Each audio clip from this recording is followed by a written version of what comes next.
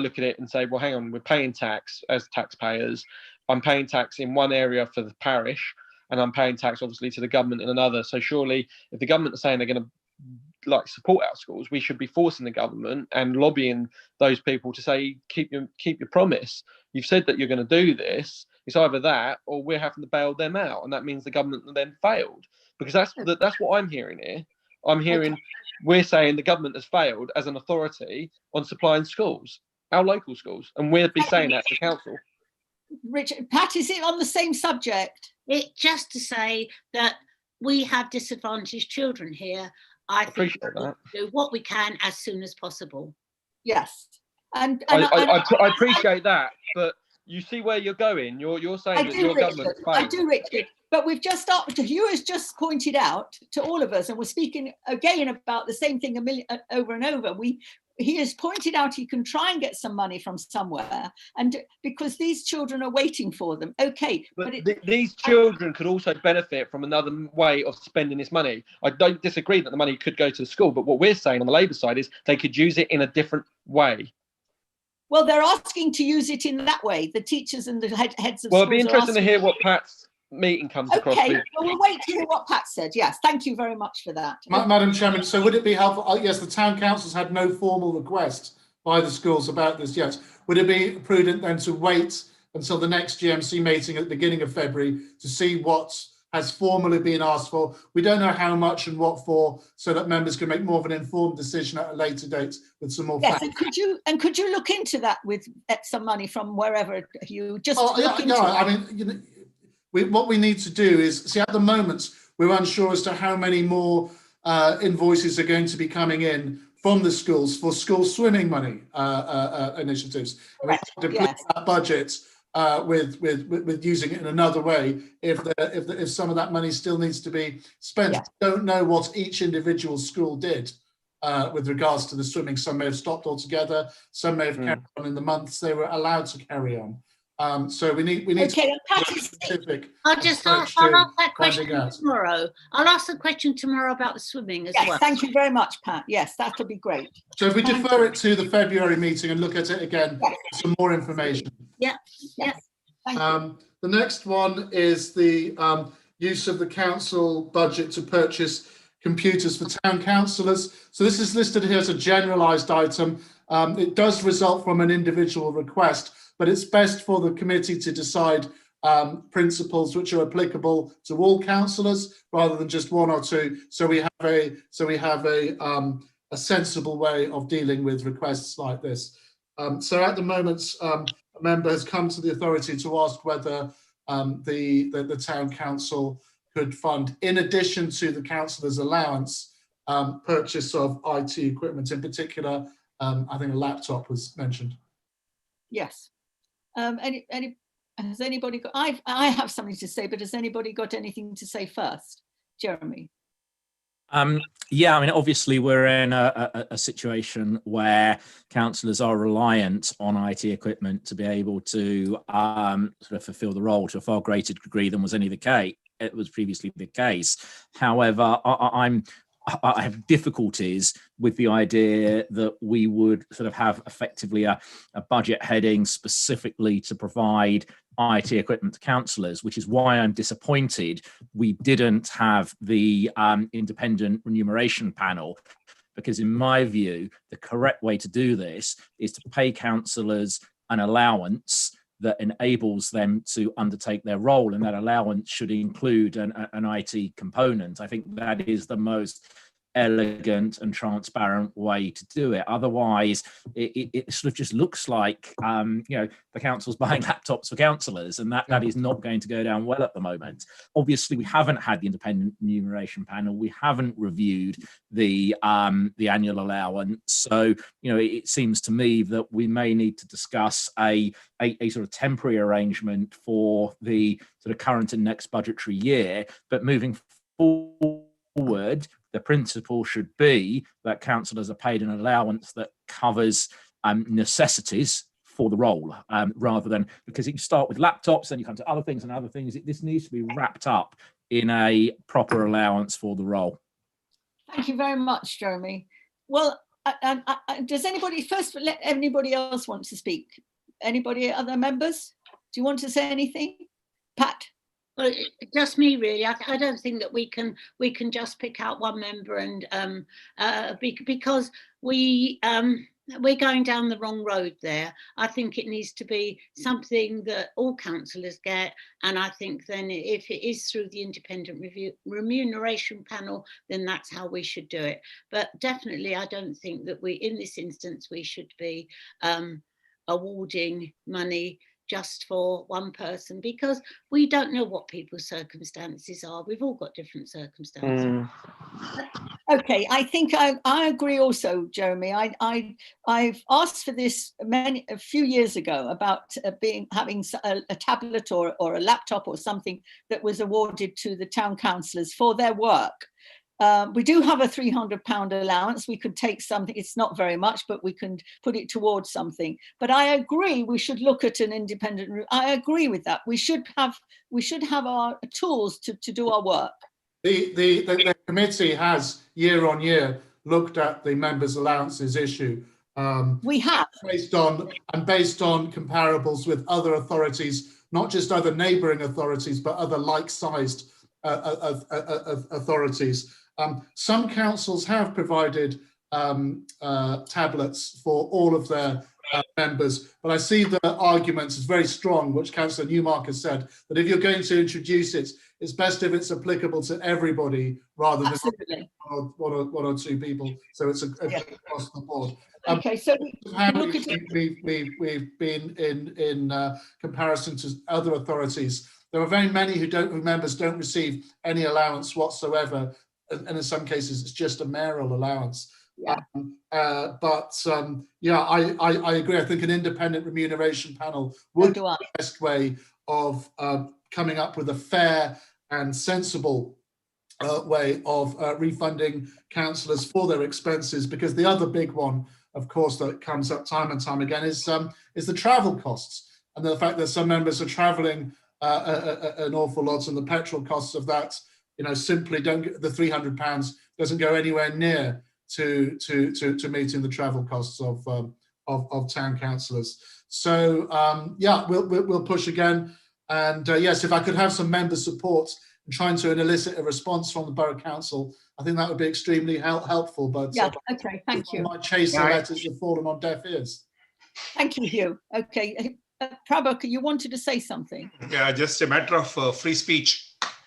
If our laptops were to be IP dependent for access to town council, then I think we should get laptops.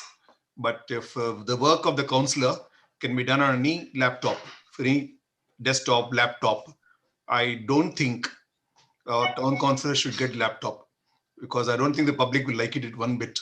The town councillor at this point of time, when we are not even giving midday meals and things like that, or even laptops to school students who need it much more than we do, that we provide ourselves with laptops which you don't need. Okay, thank you very much, Prabhakar. Can we move on now? Thanks. Thank you. Where are we? We're budget. So the next one is 5. 5, Roman numeral 5, and that's the budget. So that's the landscape list of members you've got there, and it's about that. I've had some correspondence with members. Some phoned me today as well with some ideas. I don't know whether we're going to be able to be in a position to change the text of this. We might be able to do, if Tracy's in the office tomorrow, What do you mean? Making any changes to this in time for a revised one to be sent to Excuse me. for the full council meeting on Wednesday. I'm not sure what you mean. Can you explain text? Why have you got to change the text? Well, if you this evening decide you want to change some of these numbers, we'll have to feed that into the Amiga, which I can't access from where I'm at the moment. But what have we had then in? What do they want to change? What does? Well, I think one of them. I mean, the most recent one, Councillor Newmark suggested that perhaps we look at the hall, Fairway Hall income. So that's on page. It's on page 3 of the reports. It's about halfway down. income, com lettings, £35,000 is anticipated. Now, the reason why it's my fault, not Tracy's, that why we put that number in is simply because it was the same number as last year, and we didn't know at that time what we were envisaging vis-a-vis the hall, or vis-a-vis the hall being used as a vaccination centre.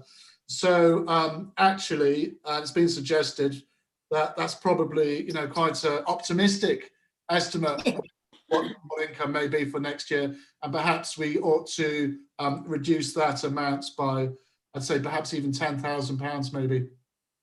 Okay, Richard, you wanted to speak.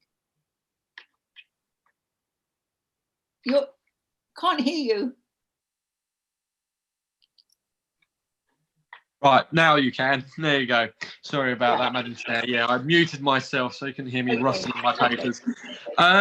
Yeah, I do agree with Councillor Newmark. I think he's right. I think it would be wrong if we were to just say, what we had one year is going to be the same this year, as we all appreciate with what's going on with COVID. I think that is something that we should amend. I also have one minor one myself that I would actually look at, and appreciate I didn't ring you today, Hugh, on this, but looking at the clock maintenance there as well. We budget for £500. We spent more than that, obviously. We're always budgeting for that. This clock, obviously, the town clock at the church, I'm assuming we're talking about that clock. It's the All Saints churchyard clock. Yeah. I gather it needs additional work next year. To see if she's nodding. We had something, didn't we, to say it needs additional work next year? Yeah, and the thing is, what worries me is this clock has obviously got an age to it. The older it gets, the more expensive it's going to cost to maintain. Are we confident? Maybe cheaper to maintain in the future if they make the changes I believe they're proposing, which is to make more of a digital sort of. So I'm not a clock. I appreciate that, but modernised in a way, which is why we had budget. So we were aware that the clock costs were going to be going potentially up next year. Okay. So it's something to keep an eye on. I know it's something very small and minor. See, but Councillor Butler, if you look whilst you're on the mic, you will see if you go to the grants section. Yep. Hold on.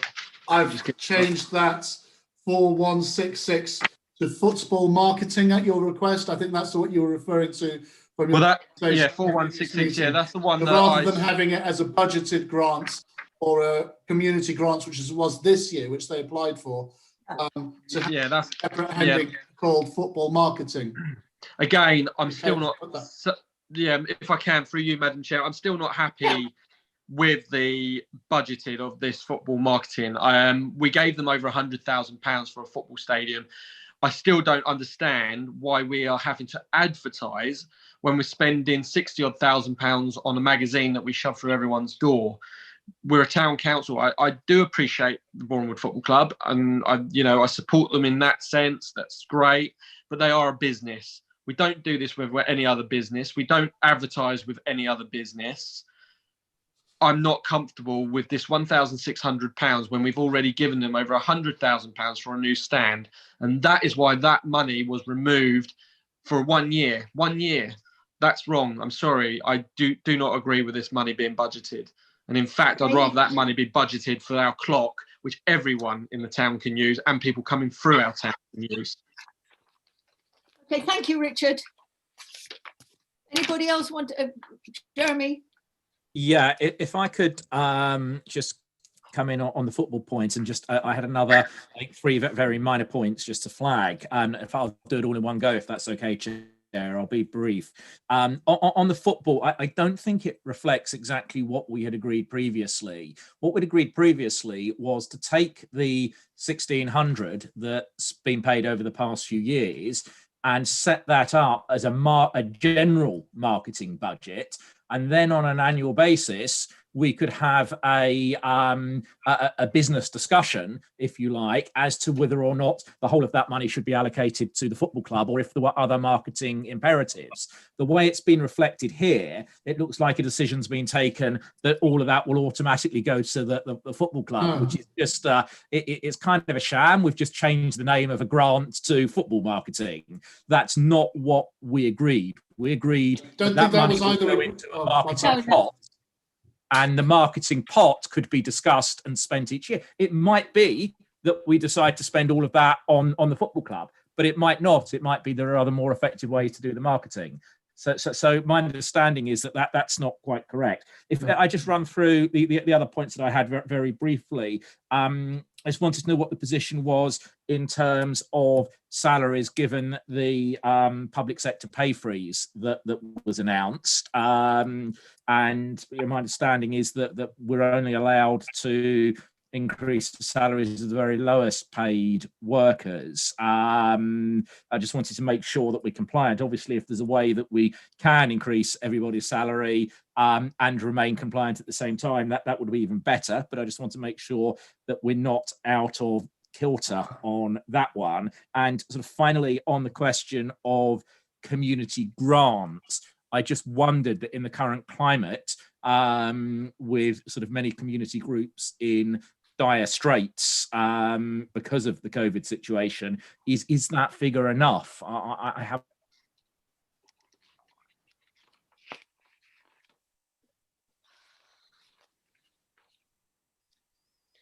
Okay, what do you think, members? Madam Chair, can I jump in there? Yeah, thank you very much. Yeah, I agree with Councillor Newmark, and I also like to add in, I see the SIL funds received under earmarked reserves of £84,000. Again, looking at this, the SIL, only the other day I had a meeting with Councillor Cohen from Hertsmere, and he said quite clearly in that meeting that actually they wouldn't be looking to take monies back from councils, and that actually they would now be looking to help out in ideas. The town council has a broad way that they could spend this money, he said. I've clearly asked him to give us fine detail in what they mean by that. And he said quite clearly that actually the money could have been spent on anything. And I gave him the example that the town council wanted to regenerate the town hall, as well as the office space above. And he said, oh, we were against that idea, he said, because all they wanted to do was look at the office space. I said, that's not true. Actually, they wanted to look at the whole facility. So actually, I think we should be bold in how we look at expenditure. I know we've already discussed that, but bringing it back to this, I think we should be bold and actually looking at actually coming up with ideas, putting it down as expenditure, and let's not be scared and spending our SIL funds on community infrastructure on behalf of our town council and people of Elstree and Boreham Wood. I agree. I think we should also. I think we should do the offices up, and we should do the hall up. But how can I don't understand how Councillor Cohen said that, because we never said that we just wanted to do the offices. It's a recorded meeting. You're very welcome to look at it. It is on YouTube. It was the operations review meeting, the last one, which was this month, at the beginning of this year. I'm not disputing what you're saying, Richard. No. But you're very welcome to hear what he said. Very clear. That's what he said. No, I'm not disputing that at all. I'm just saying that, you know, it's not, anyway, if we did, it's not fit for purpose. The offices aren't fit for purpose, even for councillors. So we should be, I think that's why I'm coming back to that, where we should be bold and say, actually, let's do it. Let's spend the money. We've got the money there. Let's invest in, this is community infrastructure. Our facility benefits the community in such a wide range. Look at the events that we've had in that facility. And the irony is, you know, now's the time, if we were to ever do any work to our facilities, now's the time to do it, where actually it wouldn't impact on the usage of members of the public that would generally use it.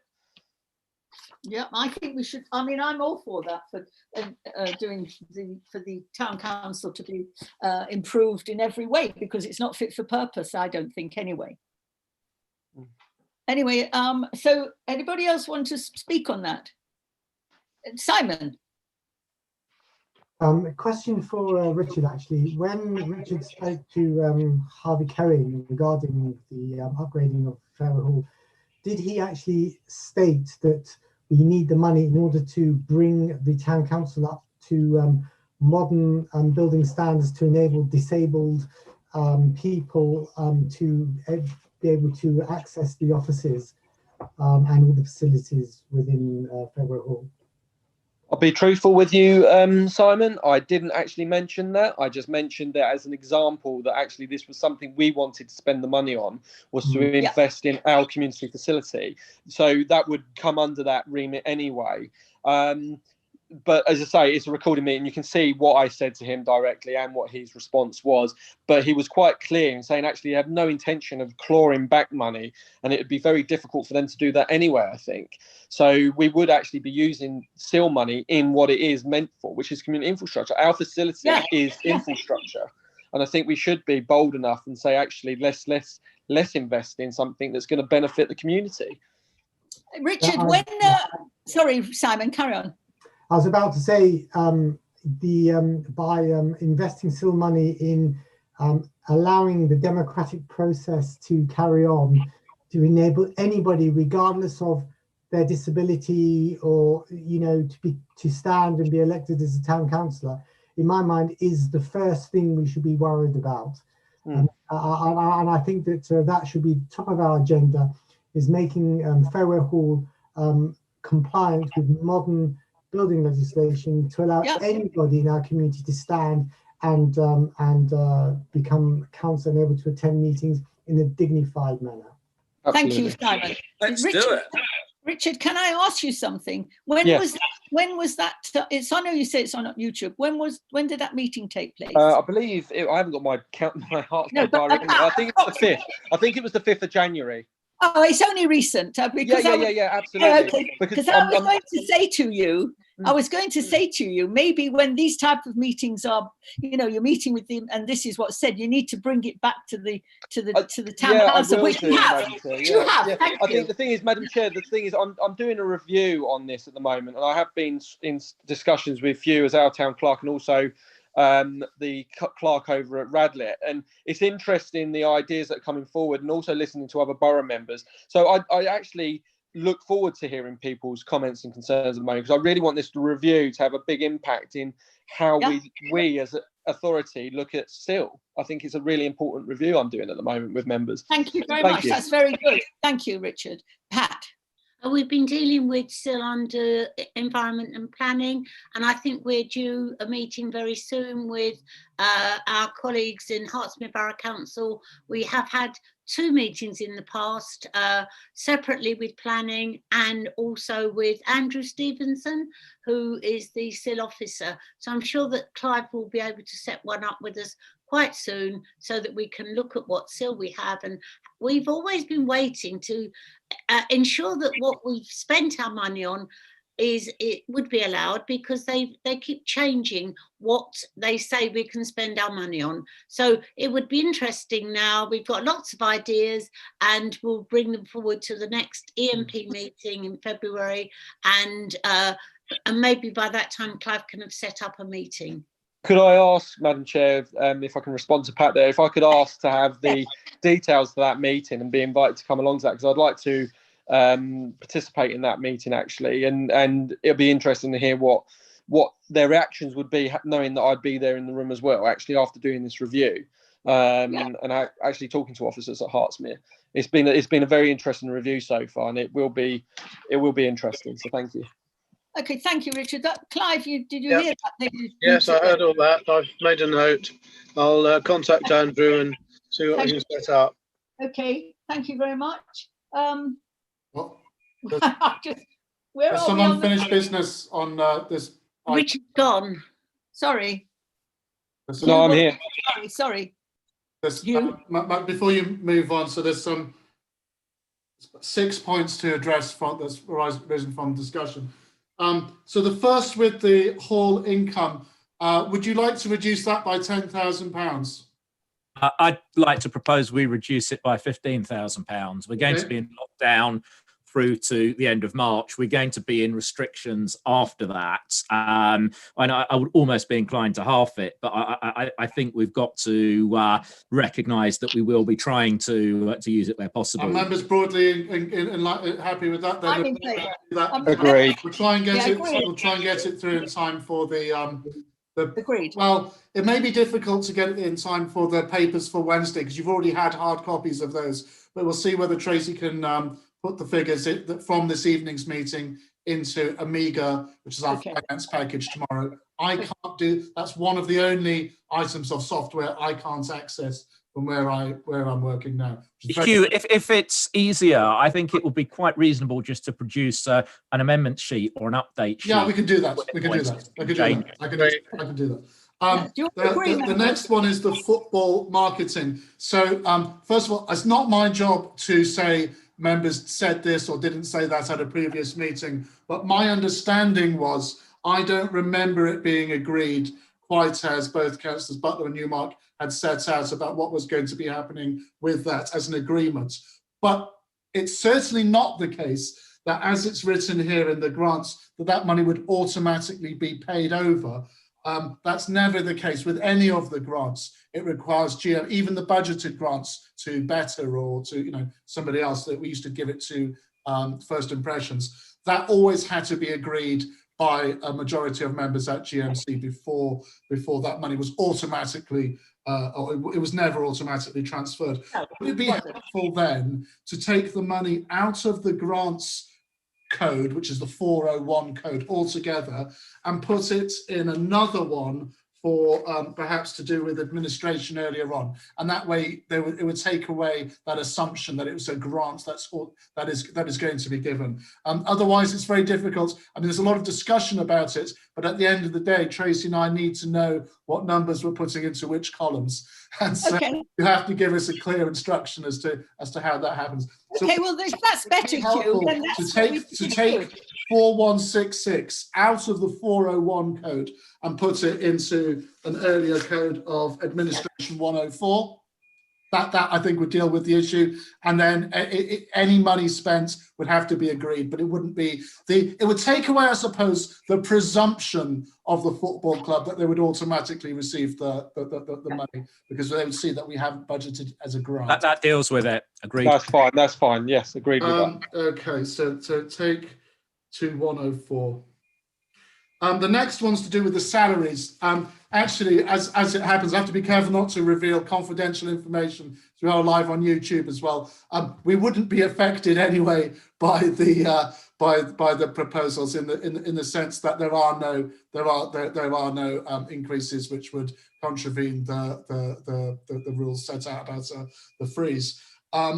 However, the salaries are agreed at the next meeting of the General Management Committee under Part 2. We have gone through those, and I think we're absolutely fine, but we will make absolutely sure that there are, that we're following the guidance. There are no increases. Many staff, including myself, I'm happy to reveal the information about myself.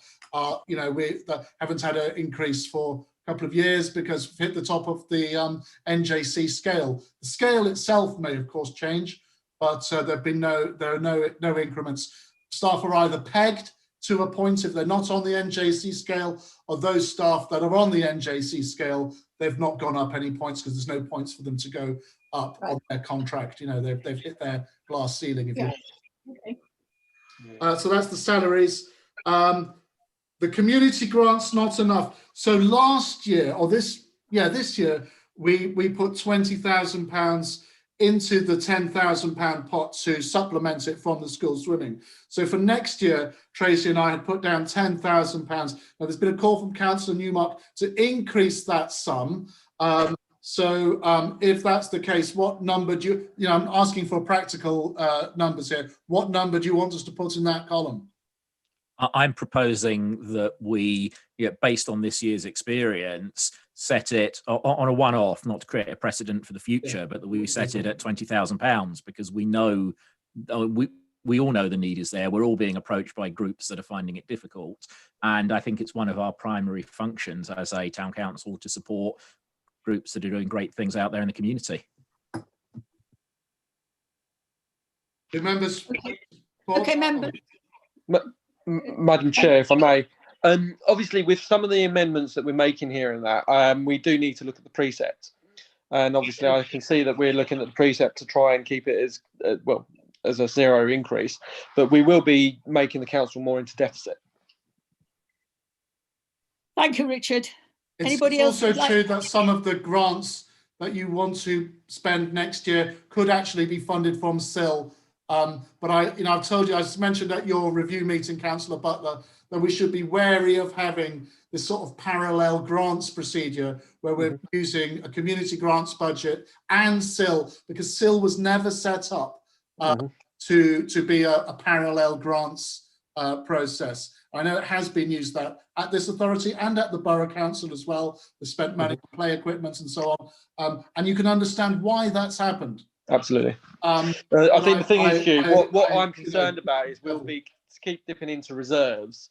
And we, as you say, we can't keep relying on that. And we can't, eventually we'll keep dipping in reserves and we are in deficit. And actually this deficit will increase with the changes that we're making.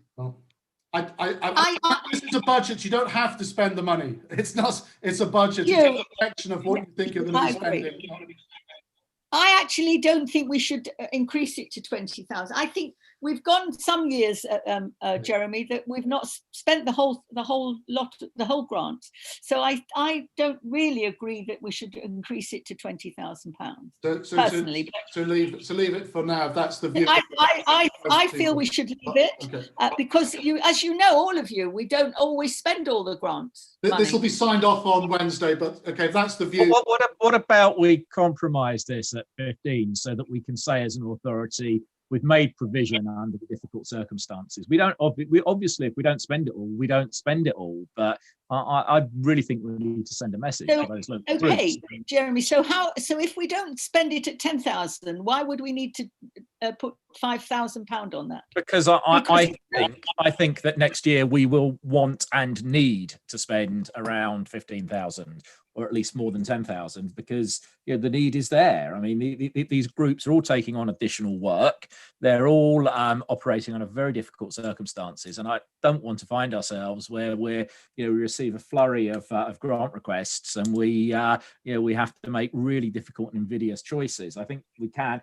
I take Councillor Butler's point in general. I think it's a discussion we should have, but we can afford to do this. And there's great community groups out there. You and Pat run a number of them, and I just think the need's going to be there, and we should be able to fulfil it.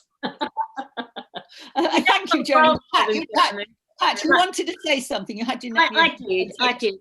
Even in the last rounds of grants that we gave, there's a substantial amount of money that could easily have come from a SIL grant. So I'm in favour of keeping it at £10,000, because if there's a great need demonstrated, as been said before, that we will find a way of finding that money. So I think that probably the organisations that need money, it's going to be structural rather than, for some organisations, it's going to be funding for salaries, which we don't do. So I would rather we left it at £10,000, and then if the need arises, then we will find the money. Clive, thank you very much, Pat. Clive. Yeah, I can see where you're going on this. The situation in the current year is that we haven't had a flurry of applications for grants, which one might have expected given the emergency that we're in the middle of. So I wonder whether the same will apply next year, in which case I don't see there's any great need to increase it. I wouldn't be averse to say increasing it from 10 to 12,000 just as a compromise and a token, but I can't really see that there is a need. And as we say, we can always make a decision at the time if there's something that's really worthwhile, to fund it. Thank you very much, Clive. I personally don't think that we need to increase it at this moment, but it's all up to you, what all of the members, what you actually want. So if you want to take a vote on it, you can take a vote on it. What would you like? Decided on Wednesday night, but if this is for recommendations from this committee. It is for Wednesday night, yes. So there's a couple of proposals, maybe, I don't know. Let's we try and do this. I think we should have a vote just to be clear, and then we know what So we're taking. who's got the So do proposal? The proposal is to £15,000. 15,000 from Councillor Newmark. Is there a seconder for that? I'll second that. Okay. Any other? My proposal is to keep it at 10,000. No, you don't. You can't propose a. Then you vote So again. Simply, you don't vote for Okay, it. that's fine. That's fine. Okay. Councillor Strack. Can I just say, I didn't hear a word for the last, whatever Hugh said, the screen was frozen and I never heard anything. that Okay, was I think said. that might be an issue at your end rather than this one. Okay, so there is a motion on the table proposed and seconded by Councillor Newmark and then Councillor Butler to increase the Community Grants Award 4161 to £15,000. That's plus £5,000. And Councillor Parnell was going to propose something else, but it is in effect the negative of the motion, so you don't do that. You just vote the other way. So we'll go to a vote. Do you want me to do this for you, Madam Chairman, in the way that we did it for the council? Yeah. So don't forget, so Councillor Kaza, Councillor Rubner and Councillor Turner will not be voting in this one. I'll try and do it. Forgive me if I don't quite do it alphabetically, but I'll try. So Councillor Butler, you're for the motion. I'm for the motion. Councillor Butchins. Against. Against the motion. Then ABC is going to be Councillor Newmark, is it? Yes. Full. For so then Councillor, No. I've got it right, is against. Councillor Parnell, I don't want to put words in your mouth. I'm against. Yes, I'm sorry. I didn't hear you. And Councillor Strack. I'm against. Okay, so we'll keep it at £10,000.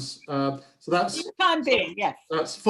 you can change it on Wednesday if you want to. Okay. So that's that. So I'm just going through my list of 6 points, for clarity to finish off the item. And then the last one was about SIL, which Councillor Butler raised. Now, strictly speaking, that's not really a budget issue, but a couple of statements were made, which I think I really ought to address. So the first one, with regards to use of SIL expenditure for Fairway Hall, Hertsmere Borough Council produced guidance, which I've replicated for this council. I don't know how many times, but it's more than 10.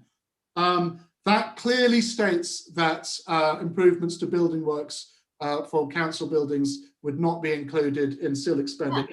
I've had correspondence for many years with many SIL officers about this topic and records of that which say that we cannot use the money for improving the council offices. I have always specified that the money would be used either or both for Fairway Hall as a community facility for hiring out lettings based on the assumption that it meets the SIL criteria that an increase in population in the area would need bigger premises, because you have bigger events, want for bigger parties.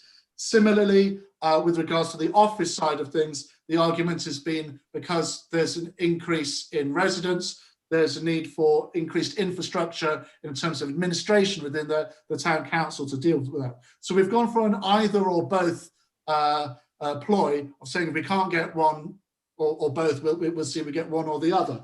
And that's always been the case. There have been many more than 2 SIL meetings about this topic. Now, again, I don't want to comment on what members may or may not have said, including Hertsmere Borough councillors at various meetings, but this is a matter of fact.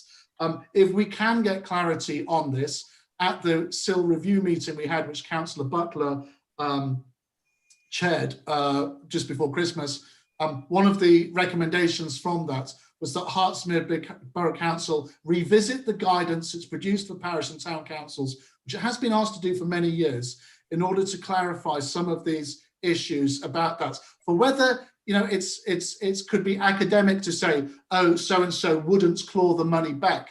but we want to do it right at this town council. We want to make sure that the monies that we're spending are in line with the legal requirements and the guidance that's being set out there. And yes, our final point, we do have greater powers than the Borough Council, more flexible powers than the Borough Council to spend SIL money, because the wording of that expenditure in the legislation is broader, and it can include anything that increases the need for infrastructure based on an increase in population due to development.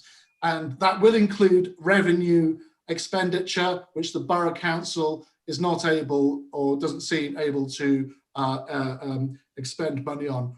Some years ago, we sought some SIL money from the borough to fund a PCSO in the town centre.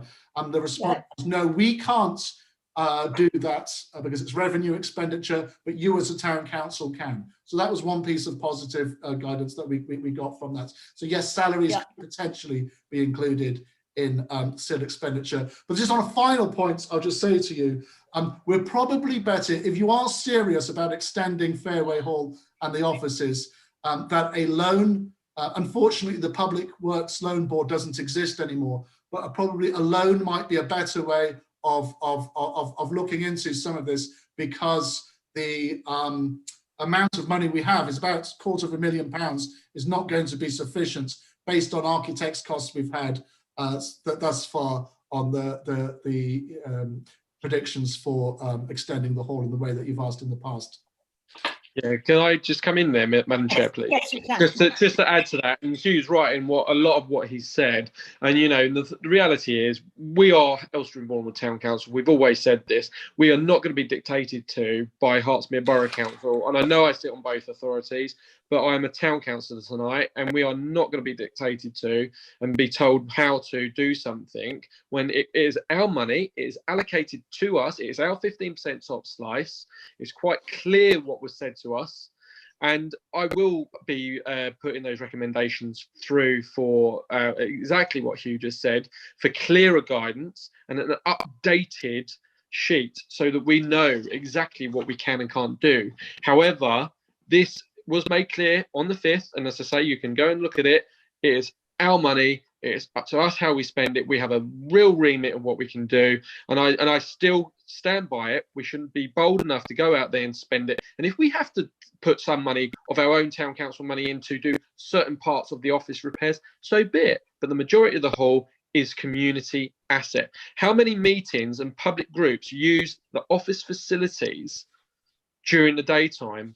It's been, you know, it's not just there for us as a town council, it's there for our community. And I think we got a strong argument to put to that if they were to ever try and claw the money back. I think it would cost them too much in admin and frustration to actually do that. So I think we should be bold enough and spend our money, which we are allocated to do, for our public. Yeah, you're quite right, Richard, because we are dictated to them and by the borough, and they've given us so many different things that we can't do. We can do. One day you can do it, one day you can't. So it's really a pain. Jeremy, you wanted to say something? Yeah, I mean, I'm a little bit perplexed about this, because if we want to do this and you want to do it, you know, as a leadership and administration of this council, I don't understand why we've not moved anything forward. I've been raising this issue since I was elected to this council just over 2 years ago. You know that you have cross-party support for it. You know that you don't require the permission of the borough council, and their position, you know, where I hear borough councillors, you know, from your own party talking about it as a vanity project and so on, is not right. We know that we all want to do this for the benefit of the local community. So I don't understand this constant, as sort of Richard indicated, desire to sort of defer to the borough. We can obtain our own expert opinion on whether or not the expenditure of SIL on a project of this nature is allowable. It clearly is, because I believe there are other authorities that have done similar things. We've got our arguments clear as to why it's infrastructure. I know the mayor supports it because he's sort of come to these meetings in the past when it's come up, and I'm really struggling struggling with the fact that, you know, you guys run the leadership of this council. We all know this project needs to happen. You've got the support. Why aren't we doing it? Because we're being told, Jeremy, all different things. One month we're told that, and this has been going on years. But you We had them up in the, Jeremy, we had them. require their permission to do it. But we, In fairness, that whilst, you know, there's two different issues here. There's the funding of the project and the actuality of doing it. upgrading the building. I mean, work has happened in both ways. One, in order to see whether you know, the SIL money could be used for that, but also in terms of, you know, whether, as I said, the project could potentially be funded in other ways, i.e. with the loan. We had only this year, last calendar year, had another architect provide an assessment of the site to give options, because the original improvement plans, I've got all of these and can show them to you all, didn't include perhaps the sorts of extra facilities in terms of disabled access, which I know you wanted as part absolutely. of the improvements. And I think also the most recent ones raised concerns about whether, because of the water table, an additional floor could be put on, although that would seem surprising given the scale of the project next door to the town council and the fact that the pharmacy has gone up a floor behind the town council. So work has gone on, and one of our Fairway Hall supervisors has been working with architects in order to come up with proposals to present to you as a committee. It hasn't been a burning priority. I have to say to you, it has been one of those projects that's been a little bit on the back burner at times as other priorities have come up. It doesn't have universal support. There are some people who are quite vocal about saying the town council oughtn't to be involved in a project like this. But I would be interested to know the names of the authorities that have used SIL money on extending their premises, because that would be very persuasive. In fact, it was precisely such a mechanism which I used to persuade for the approval of the benches to go in out of SIL money, by seeing another authority who had used SIL money for street furniture similarly in Hertfordshire, actually. And so that was very helpful. You know, these precedents are quite new. SIL is a relatively new scheme. So if Councillor Newmark could provide me with the names of those councils he's mentioned that have used SIL money to improve and extend premises, which I tell you now is in direct contravention from the HPC guidance. But if he can come up with that, then that will be very, very persuasive in driving this project forward. Thank you, Hugh. Anybody else want to, Clive? Yes, please. Okay, so several things. First of all, the way that SIL money would be clawed back, if it came to that, would be that future SIL receipts would not be delivered, rather than actually taking any money back. So there's less of an issue over that, I think. Second thing, I'm in favour of doing the building work. Obviously, there would be a need to rent space while the work was going on, and the hall wouldn't be available, so this would be a good time to do it. And the reason we've been so wary is because we had clear indications that SIL money wasn't available for spending on it. But that seems to have changed in the last year or two, and we're just really awaiting, I think, clear guidance on that, as we've sort of been indicated, you know, in writing, as it were, to ensure that we're doing the right thing. But yeah, I'm broadly in favour of moving very much ahead with it. But can I just come in there very quickly, just to say, you know, this is our 15% stop slice. We are not going to be dictated to be how to spend our 15% stop slice.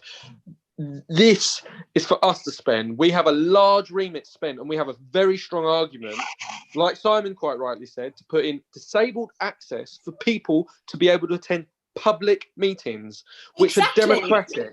So they should be able to attend our meetings. There is a strong argument there. And I think Hertsmere would be very foolish to not allow us to spend SIL money to allow people to gain access to democracy.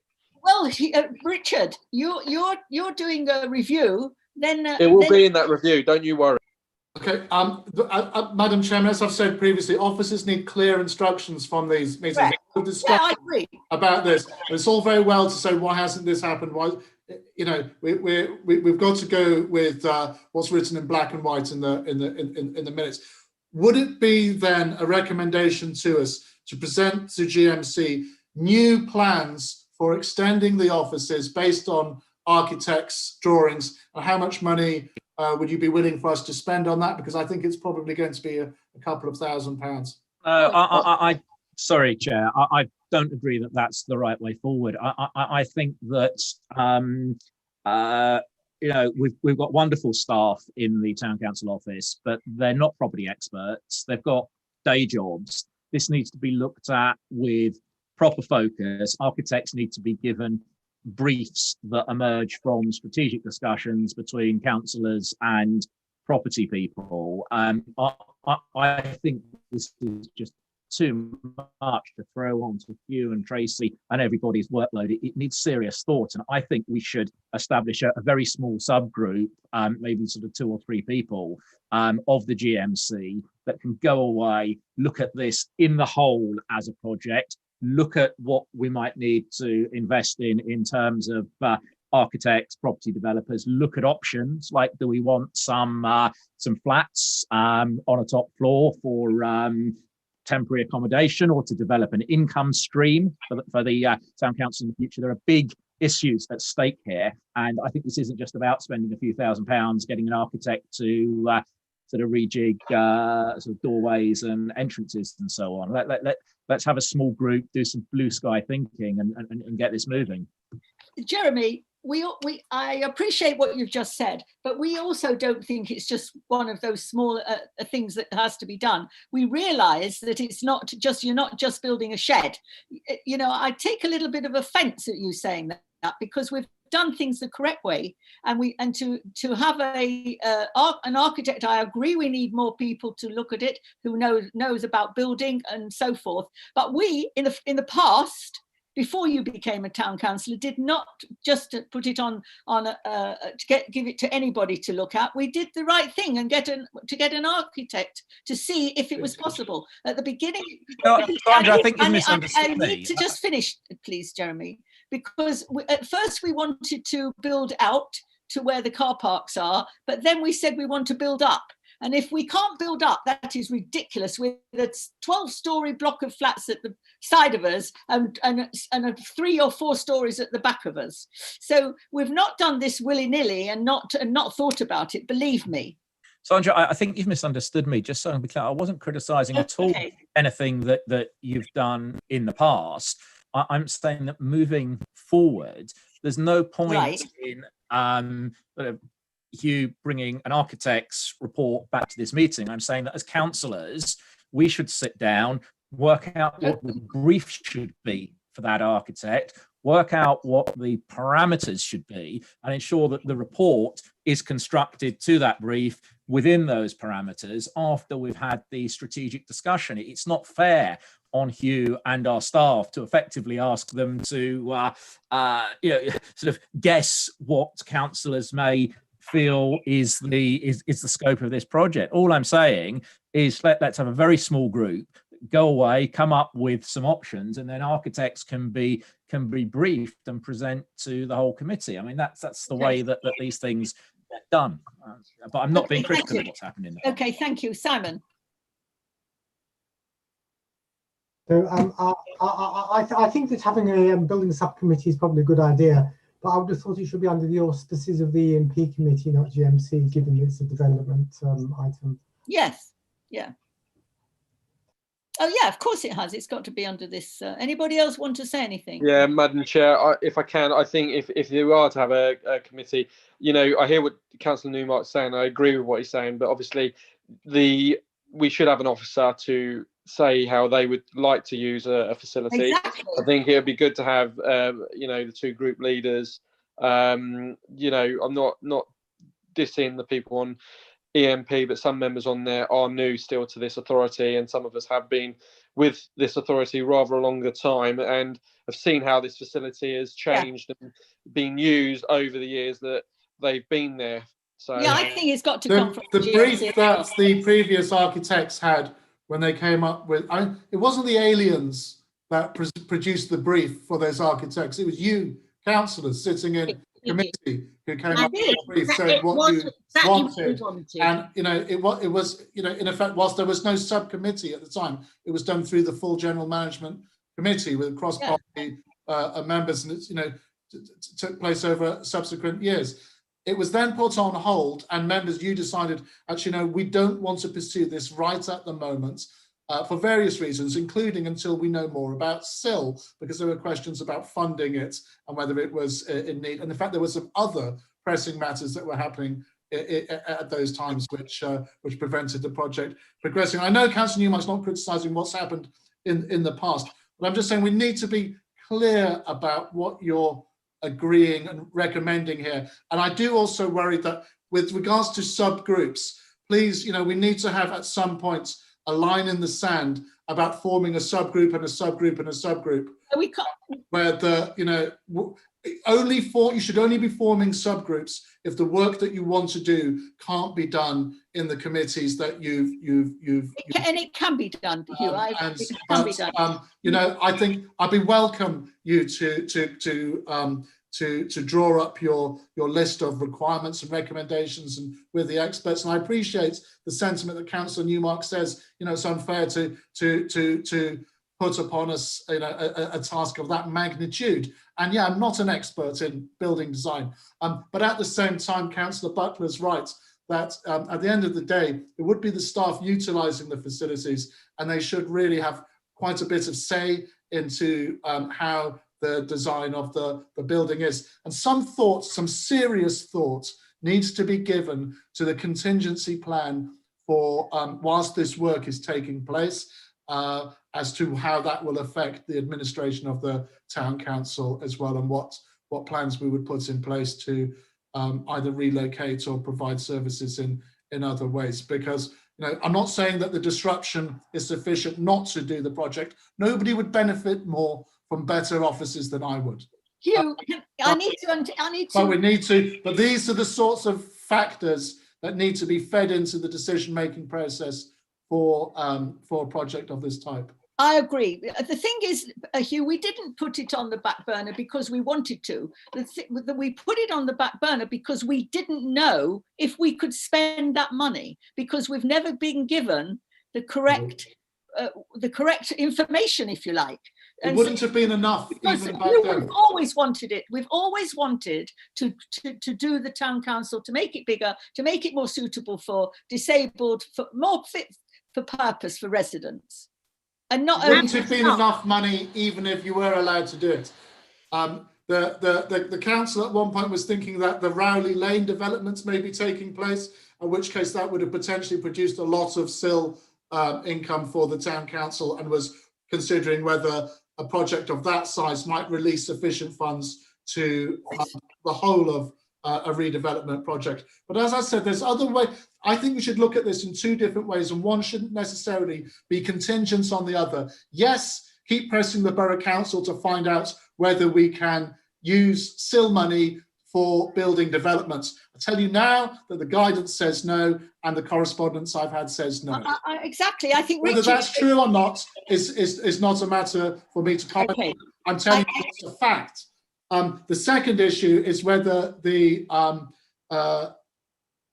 building should take place and how that happens. And the two can be dealt with independently. One doesn't need to be conditional on the other in terms of at least driving it forwards. Yeah, why not? Why not press to push it forwards?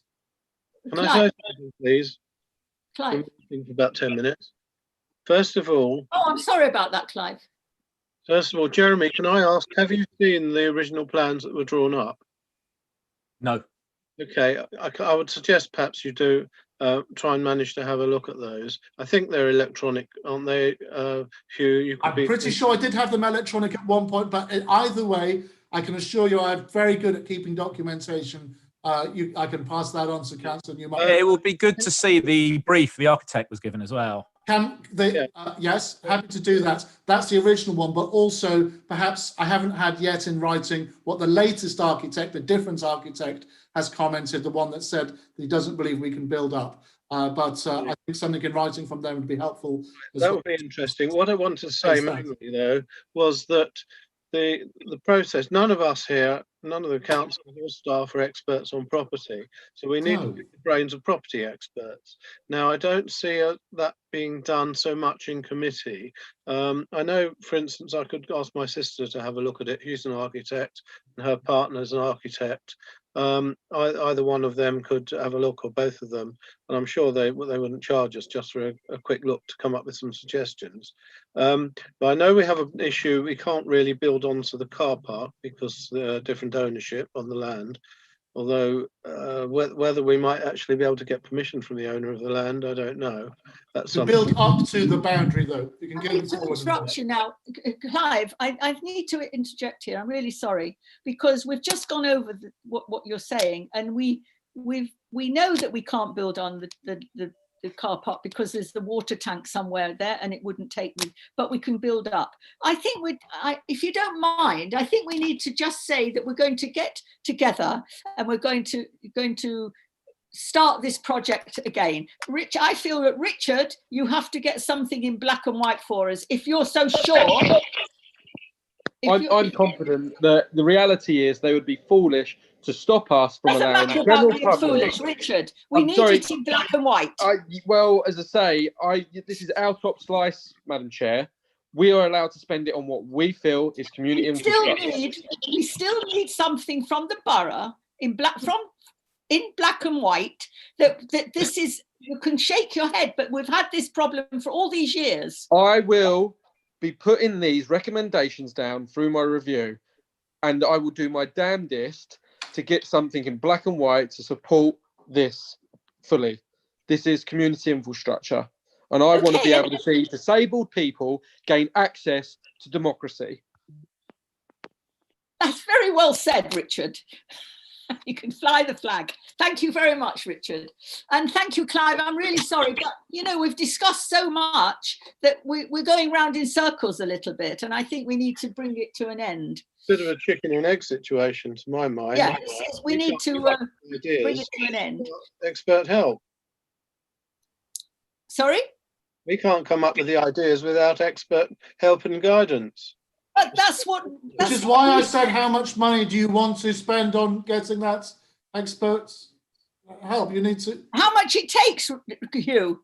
We need to scope the project before we can work out at what level we require expert help. With respect, this isn't about going to someone's sister or someone that someone knows and getting some advice on the side. We need to be clear about what we want to do and then appoint the appropriate experts. I know that we need to wind this discussion up, and I think this is an example of why you can't move forward projects like this at large committee meetings. But can I suggest that perhaps the group leaders and deputy leaders meet together with the town clerk between now and the next GMC meeting to have a sort of very clear and focused discussion about opportunities for taking this forward at level of principle and at level of detail if we do decide we want to use SIL funding. But as Hugh said, there are other routes. But I think initially, if we could perhaps sort of meet with the leaders and deputy leaders and then come back to the next GMC and hopefully sort of have some solid pathways. Jeremy,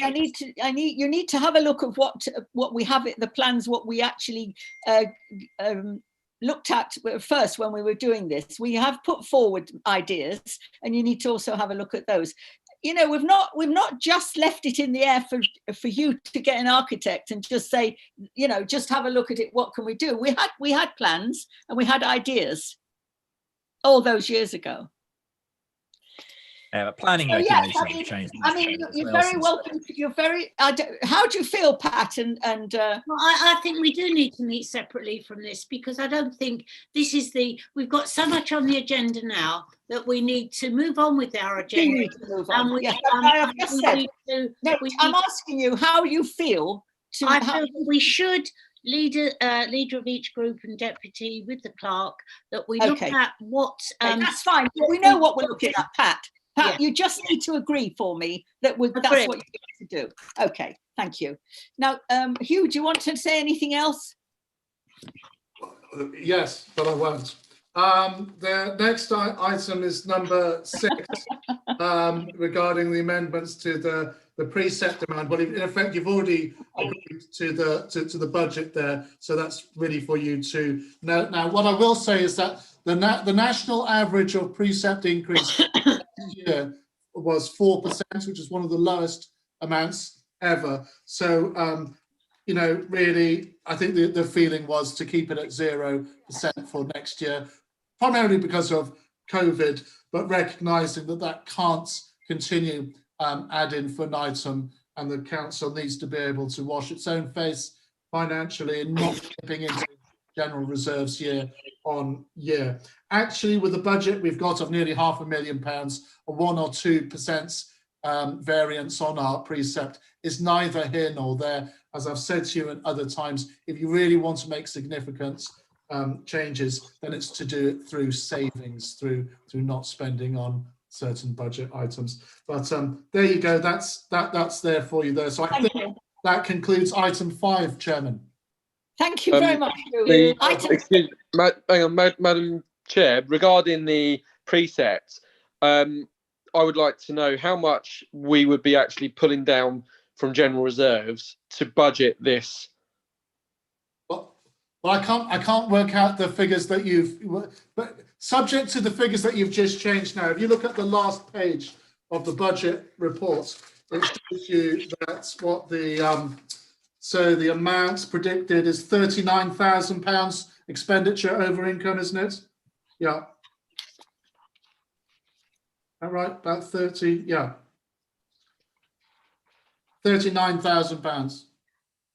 We will be pulling money out of general reserve. No, not necessarily. I mean, sometimes you've predicted that there's been sometimes 50, 60, 70,000 pounds more expenditure than income, but the actuality at year end is you actually, you know, bang on the money and you've balanced the books. This is a budget, remember, but at the moment you're projecting £39,000 additional expenditure over income. That's not including any SIL expenditure. So if you supplement other things through SIL or pay for other things through SIL, then that money will take it out of there as well. But that's what the figures, you know, that's the calculation that the Amiga package has arrived at. Thank you very much, Hugh. Anybody else want to say anything about that? No. Richard, have you finished? I'm on mute, so I must be. Okay, 6. Protocols of streamlining at council meetings. I have some wording to consider for members to have at our meetings to streamline them a little bit. So I'm going to read them out and you can then discuss them. The town mayor has asked for this committee to consider the protocols for member behaviour and streamlining council meetings. Okay, the last full council meeting went on for over 2.5 hours, which was dreadful, with much of the time taken up by repetitive and possibly irrelevant discussions. Right. As the mayor has decided how a meeting should be run, but in the spirit of cooperation, he has asked this committee to agree basic principles. We have standing orders attached to your papers, you've got those, and we have a guidance from other authorities such as the extract of Charles Arnold Baker in the agenda. Should members be asked to speak no more than once on any item? Number 1. Should there be a limit in time, say 2 minutes each speaker? We need to agree that when the mayor rules that a matter is closed, then that matter is actually closed. No coming back for more asking to speak. Also, I think that if you're going to speak on something, for instance, Richard, if you speak on, can you unmute yourself, please? I'm unmuted. Am I allowed to speak? Yes, but I want to. Yes, you are. Do you want to finish? I mean, you're leading. I've got to finish what I've got to say here.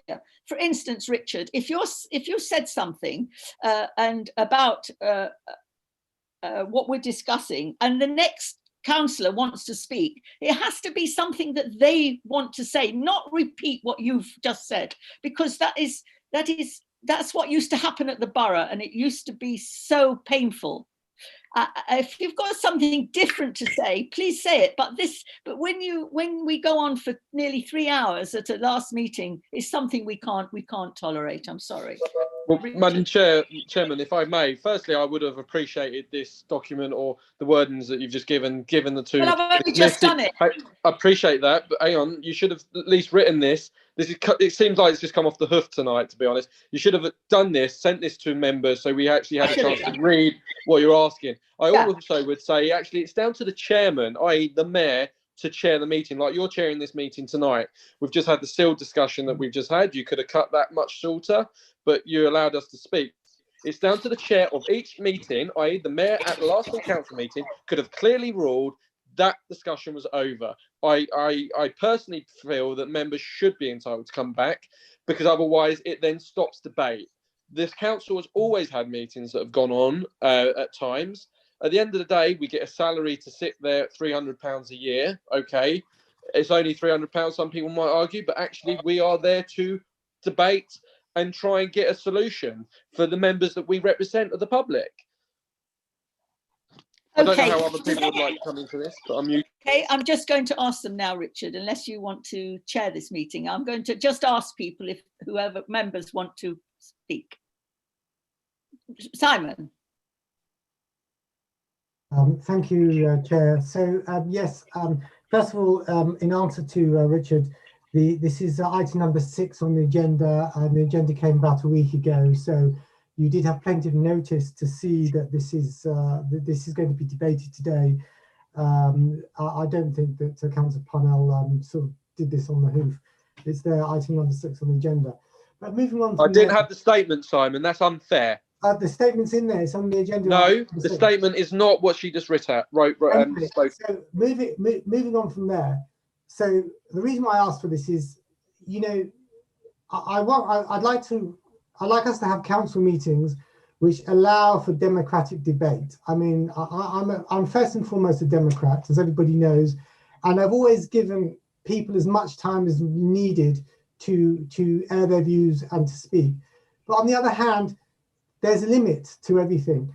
You know, for instance, not all our professional staff live close to Elstree and Bournemouth. They've got a long journey home. Some of us work all day and we go straight into meetings without the opportunity to eat. I know that's our problem and we chose to be councillors. But I just want to be mindful that we want to have a meeting. We want to get the business done, allowing everybody to speak, yet in the quickest possible way. And as Councillor Parnell said, by having councillor after councillor after councillor repeating what the other councillors said is a waste of time. By people speaking and giving long drawn out speeches like Fidel Castro, it's just a waste of time. What I'd like to see is us having a concise debate where each councillor brings in something different, goes to vote, and we move on to the next item on the agenda. That way, councillors have an opportunity to air their democratic views, yet we don't waste time. And it's no way do I want to stifle democratic debate at all. I just want to make it more efficient. Yes, thank you very much, Simon. These points, Richard, and I need to say it to you, Richard, because these points were only to make it more amicable to all of you. So just to say, like, to be on the set, we need to just work together on this. It's just too long.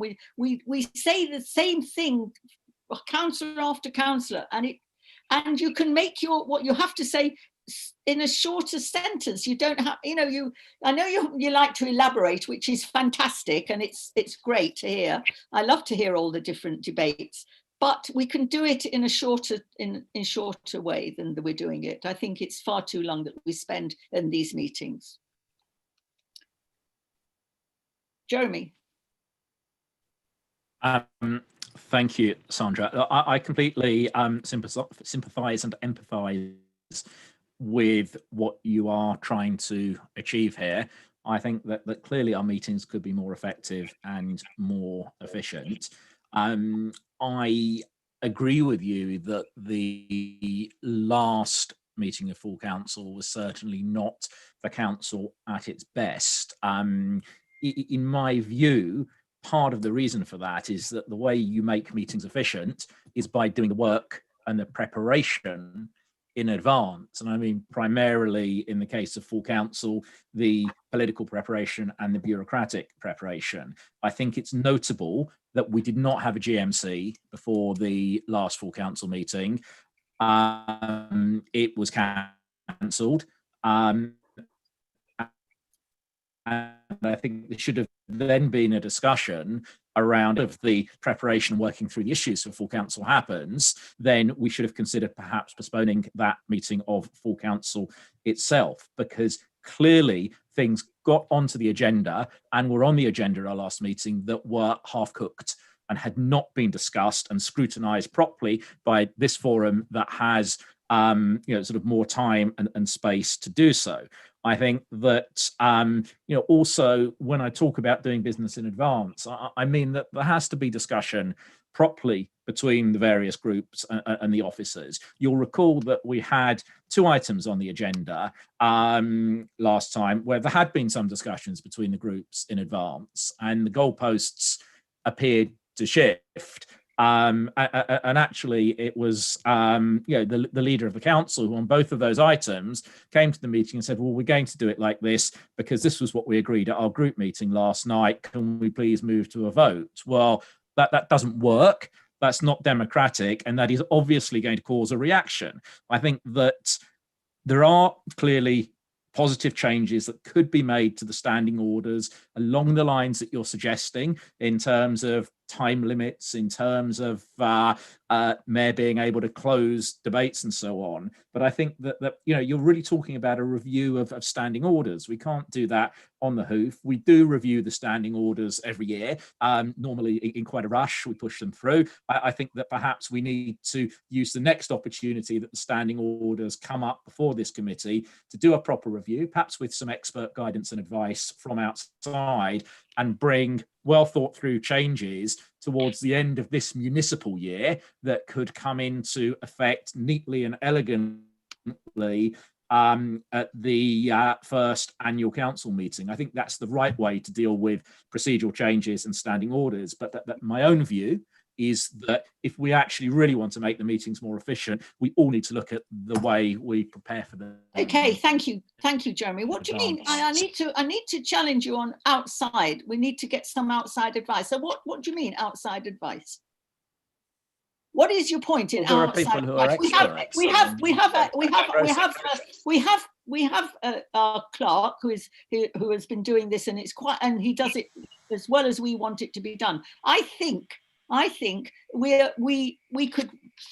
we should be able to work this out ourselves. We're intelligent. Well, I hope we are. We're intelligent people. We shouldn't speak more than once on one item. It's not necessary, because you just asked him to speak twice. Sorry? I said you just asked him to speak twice. No, I haven't asked him to speak twice. I think we've got enough on these things. This is really wanting to include all of us the same. We shouldn't speak on any item more than once. It's enough. You've said your piece. I mean, we're not even. I don't understand why you need to elaborate more than you do. If you've spoken once and put over your point, what else do you need to say? Well, Madam Chair, can I come back now? I mean, I'm speaking to you, just you or you, Jeremy, or no, but can we come back now? Are we allowed to have this debate? Well, you were discussing it, aren't you? Well, this is the thing, isn't it, Madam Chair? Look, it's a debate. When you're having a debate, like Jeremy just said, if we would have debates here in this forum, when we come to the next council, we can say it was discussed quite thoroughly in GMC. I then gone back to my group and discussed what our outcome was and said, okay, actually, for instance, tonight we just had a vote there, 2-3 regarding that thing that we had. I can now go back to my group and say, actually, the Conservatives have said that that's how they want to do it. So this is how it's going to be done. We could then hold up the meeting and still called for a recorded vote at that meeting, or we could say we go with the GMC recommendations. That's what GMC is about. Last full council, we did not have a GMC before full council. So tonight, it's taken us time, but full council, it will be lower. And in fairness, it is down to the mayor to hold people to stop people and to move on to the next subject. It's not for each individual councillor. So I could agree with time limited speeches. I could agree to the mayor actually doing what the mayor's job should be done, rather than making comments. I'm asking, Richard, excuse me. I'm asking, should there be a limit? I'm not said that. I'm asking your opinions. You know, it's a polite way of saying, you know, this is what you should look at. I think members should have the chance to debate and speak. Maybe have a chance to say, come back once or twice. For instance, you've just said, like Jeremy spoke, you've asked him to re-say something. He should then have a chance to respond. So I can't see why, again, if he then made another comment and then you then question him again, it's having that chance to respond. We're only a small authority, and I think people should have a chance to be able to speak and respond. If I'm making a statement or a speech, yeah, I think it should be time limited so that we can move on to the next item. So that have no issue with that at all. Same as making a motion, isn't it? You know, you put the motion down, people have it in advance to read and then debate it. Okay, we need to agree to disagree. The mayor has the last say. When he says that is closed, it's closed. And I think that we should all agree on that. Yeah, agree with that. Yeah, the mayor can close something. Yeah, absolutely. Okay. So when the mayor says, you know, you've said what you have to say, it should be agreed. And yeah, I could agree with that. Same with you tonight, Madam Chair. And no arguments. Yeah, and the same with you tonight, Madam Chair. I mean, you could say to me now, Richard, we've done it. We're moving on. Fine, no problem. You're the chairman. I'm going to say that. I'm going to say it, Richard. Okay, we are moving. Seriously, we're moving on. There's no point in going. We're going. Simon, you want? You listen. Yeah, just want to say very briefly that there's never been. I've always allowed debates in the time that I've been there. People have been able to speak, and I've no intention of stifling debate. The idea is just to make us a little bit more efficient, and the reason why it came to GNC first is out of pure courtesy. That's all. So that's what I was just saying. Yeah. So I'm asking for the cooperation of all councillors to try and ensure that our meetings are fast, efficient, and when we say something, we're making a valid point and just not repeating the same thing that other councillors said. Okay, thank you very much, Simon. We'll take it to the full council meeting on Wednesday. Hugh, did you want to say something? Yes, please. I don't know what you're taking to the full council meeting. Well, we can't if we're not agreeing. I've given 5. 1, 2, 3, 4. 5. Be careful, Madam Chair. You might repeat yourself. There's no. I don't believe there's an item on the full council. Well, we've got to. In effect, you're already going to be doing the meeting, aren't you? Yeah, but okay. I'll. Can I say something, Madam Chairman? Yeah. Thank you. Well, first of all, the GMC meeting wasn't actually cancelled. It was deferred until this one at the request of the GMC members because you felt it was premature to look at the budget meeting. But even if it had taken place, on the dates that it was originally scheduled for, the main items of contention were actually presented to me after that meeting would have taken place. For example, the Chai Jewish Centre grants and the St. Michael's and All Angels Church grants. That was given to me, I think, the day before the council agenda was decided. It was. The reason it was included on the agenda was because otherwise it wouldn't have been considered before the end of the calendar year, and it was asked to be done in that way. It is not the terms of reference or within the terms of reference of the General Management Committee to look at every single item that full council is about to consider and come to a preemptive conclusion about it before the full council meeting. Those are two different, if that is the case, or you want that to be the case, then you need to agree to change the terms of reference of the General Management Committee. And it seems to be a very cumbersome way of doing things. I don't believe really that it is correct to say that this council and the discussions and the type of debates that you've been having are a result of poor preparation and not enough information being given to members before meetings. I think that you may have to look a little closer to home to come to some solutions there, in my opinion. In terms of the terms of reference, those are agreed annually in March each year before the next annual meeting.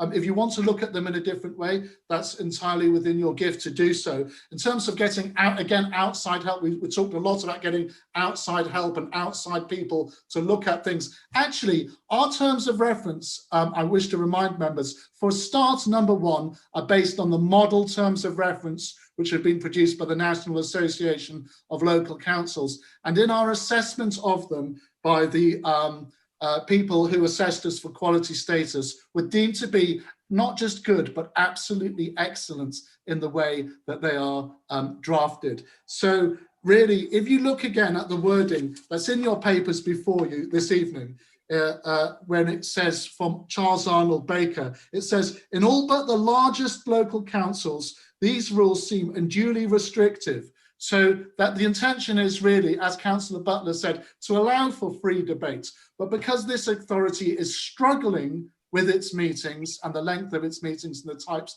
of discussions that it's having, you know, you may want to come to a sensible way, as the Mayor suggested, for agreeing just basic principles about how to behave in meetings and not to, you know, again, repeat things or to talk over each other. And certainly, you know, I think it's wrong that the Mayor is ever interrupted when he's speaking at a full council meeting. That shouldn't happen. And it would, I would ask you again to look at your behaviour in that regard.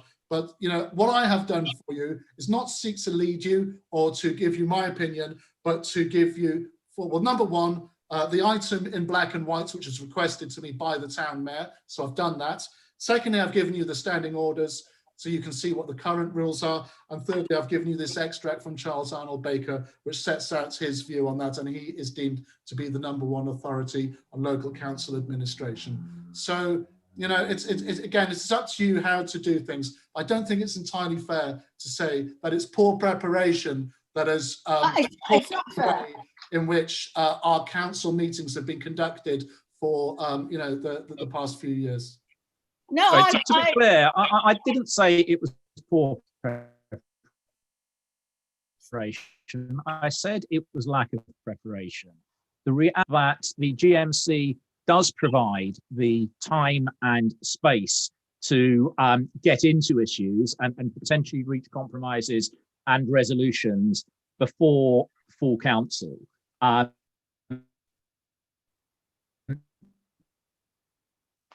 you know, the screen That is. is what we've I think he's freezing. done today to separate the group in the process. In terms of things, actually, yes, it was because it's important, and we may have been misled. I don't know, but the decision or the request to postpone the discussion about the budget related to that discussion, because some of us felt that to discuss a budget 2 days before it was presented to full council was, again, not reasonable or adequate presentation.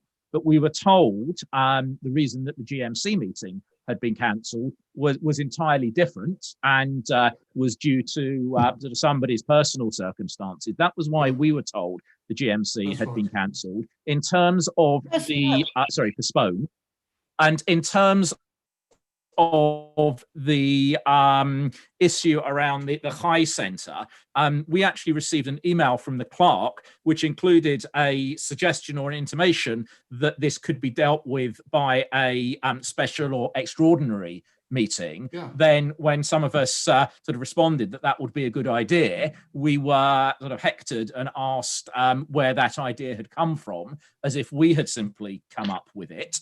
So there were some toings and froings about the way that decision should have and could have been structured. Now, if what's being put to us today is simply to assess and look at the way meetings are run and come back later at a later stage with new guidelines, then fine, let's do that. But I, for one, think it would be incredibly unsafe and problematic for this discussion to take place in any format on Wednesday evening of this week. It's not on the agenda. We haven't reached. It's not on the agenda. It isn't a proper prepared. Jeremy, it's not on the written agenda. proposal or motion or policy statement. A critical time. Jeremy, It isn't on the agenda. Yes, well, then we shouldn't be discussing it. Well, you know, how you've just behaved just now, I think that's one of the things you need to look at. Why? Because you seem to think that you, anybody who has a dissenting view is not allowed to speak. No, you are allowed to speak. You know you've been allowed to speak. I just think we have to behave at full council, well, at every meeting, but certainly at full council meetings when the mayor is taking the meeting in a reasonable manner, and we don't. Right, and it's reasonable for the leader of the council to come to those meetings and say, this is what we agreed at our group meeting, so this is how it's going to be, let's move straight to a vote. It's appalling.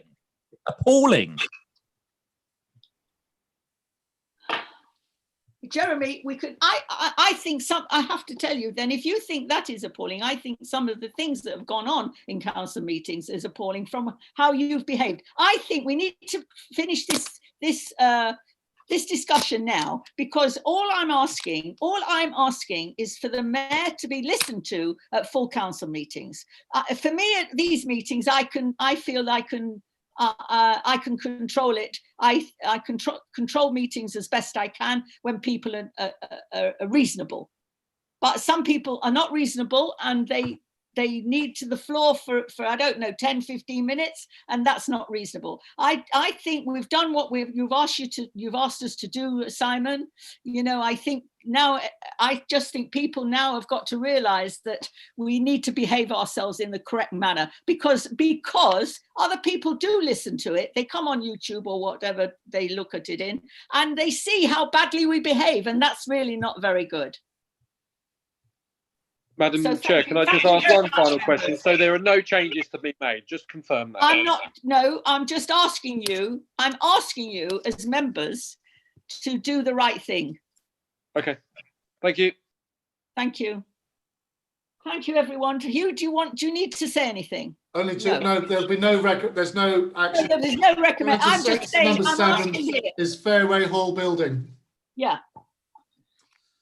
So the first part of that is just to note the completed fire risk assessments taken place. There's a couple of typos in there, but it doesn't actually change the substance. But I'll correct the typos in there.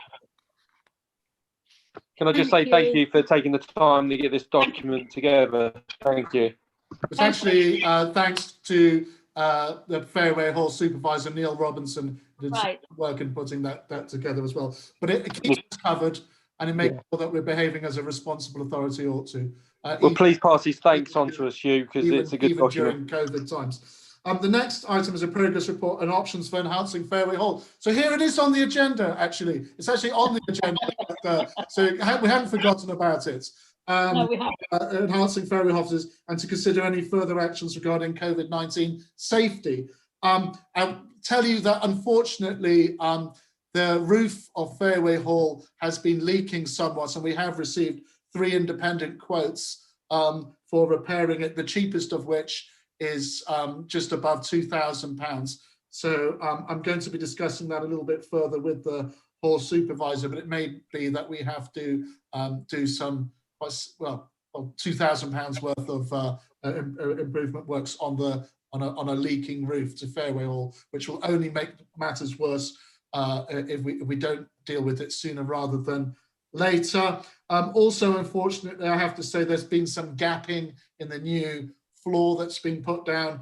That's the space between the planks is starting to open in some areas, which we believe may be a moisture problem. That's from an outside expert. Ironwood Flooring came in to do an assessment on it.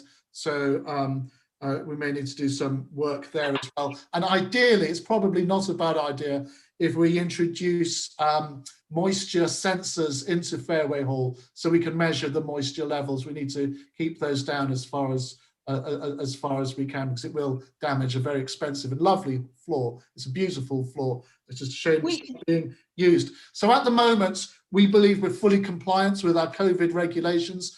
As you know, I don't need to tell you, we've gone into a new lockdown. So I hope to be doing this meeting from Fairway Hall this evening. I'm not. I'm here in Foxbase Alpha.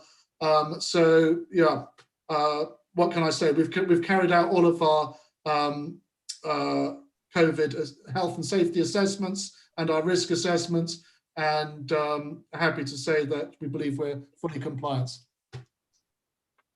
Okay, Hugh, thank you. I was going. Oh, are you going to get the floor people back to Yes. to look at the floor?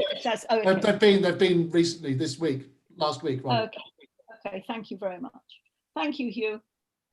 Exclusion to the press and public. Have we got any public? I'll have a look. There aren't, but before you move, I'm just going to take us off YouTube because that would be